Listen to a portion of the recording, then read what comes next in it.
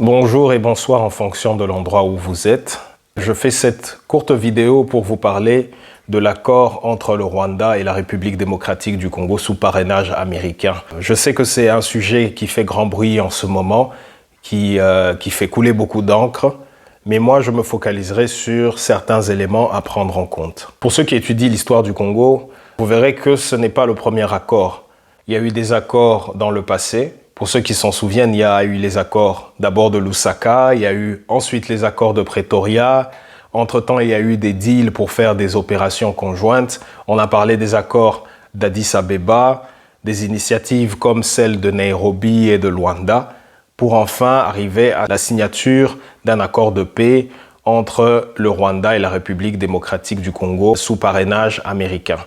Donc, il n'y a rien de nouveau dans ce qui est en train d'être fait en ce moment.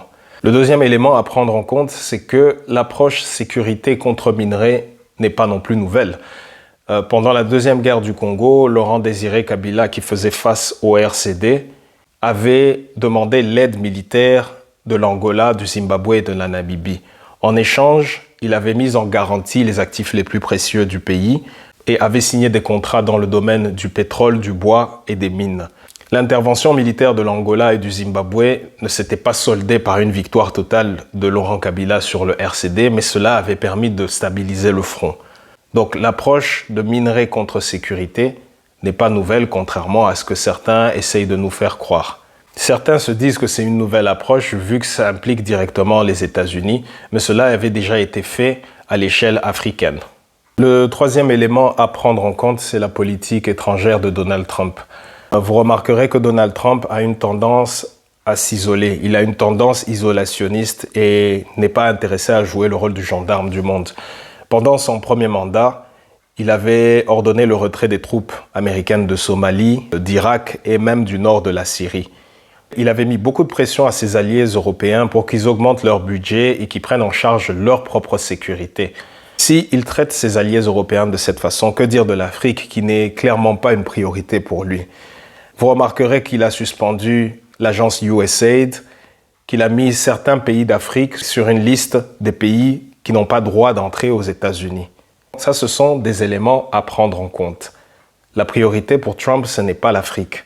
Ça, c'est quelque chose qui va peut-être heurter certains, mais c'est un élément à prendre en compte. Le quatrième et dernier élément à prendre en compte, c'est la justice. Or, nous savons que c'est la justice qui élève une nation. Mais dans cet accord, les victimes congolaises ne sont pas mentionnées, les belligérants ne sont pas nommés de manière explicite, on ne parle pas des nombreux groupes armés qui pilulent dans cette partie de la région, on ne parle pas aussi d'un acteur qui se fait un peu plus discret, c'est l'Ouganda, qui pourtant a fait la guerre auparavant à la RDC et qui a des troupes qui sont présentes dans cette partie aussi de la région. Les éléments mentionnés dans cette vidéo doivent être pris en compte, car c'est toute la région qui souffre et le développement dans la région ne peut que se retarder. Certains disent « vaut mieux une mauvaise paix que la guerre ». Mais moi je me dis qu'il faut mieux une paix véritable. Et nous pouvons qu'espérer que cet accord sera le début de quelque chose. Mais l'histoire nous le dira. Je vous remercie pour le temps que vous m'avez accordé. Moi je vous poserai une question. Pensez-vous que cet accord a des chances d'apporter la paix dans cette partie de la région ?